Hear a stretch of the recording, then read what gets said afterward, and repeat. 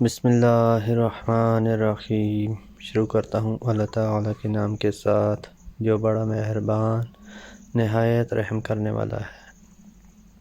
حضرت سلمان فارسی رضی اللہ عنہ کہتے ہیں کہ رسول اللہ صلی اللہ علیہ وآلہ وسلم نے فرمایا، جس نے جمعہ کے دن غسل کیا اور خوب پاکی حاصل کی اور تیل یا خوشبو استعمال کی، پھر جمعہ کے لیے چلا اور دو آدمیوں کے بیچ میں نہ گھسا اور جتنی اس کی قسمت میں تھی نماز پڑھی، پھر جب امام باہر آیا اور خطبہ شروع کیا تو خاموش ہو گیا، اس کے اس جمعہ سے دوسرے جمعہ تک کے تمام گناہ بخش دیے جائیں گے۔ حضرت عبداللہ بن عمر سے روایت ہے کہ نبی کریم صلی اللہ علیہ وآلہ وسلم نے اس سے منع فرمایا ہے کہ کوئی شخص اپنے مسلمان بھائی کو اٹھا کر اس کی جگہ خود بیٹھ جائے۔ میں نے نافع سے پوچھا کہ کیا یہ جمعہ کے لیے ہے؟ تو انہوں نے جواب دیا کہ جمعہ اور غیر جمعہ سب کے لیے یہی حکم ہے۔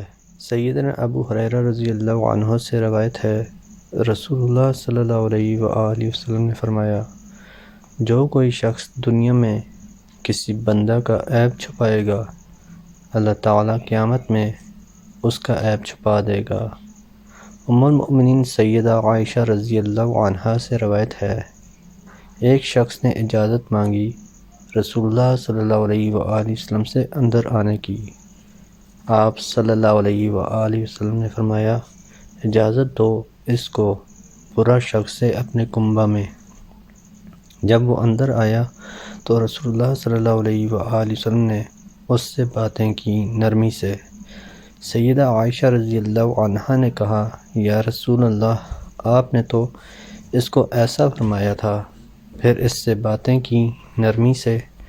آپ صلی اللہ علیہ وآلہ وسلم نے فرمایا، اے عائشہ، برا شخص اللہ کے نزدیک قیامت میں وہ ہوگا جس کو لوگ رخصت کریں یا چھوڑ دیں اس کی بدگمانی کی وجہ سے۔ سیدنا جریر رضی اللہ عنہ سے روایت ہے، رسول اللہ صلی اللہ علیہ وآلہ وسلم نے فرمایا، جو شخص نرمی سے محروم ہے وہ بھلائی سے محروم ہے۔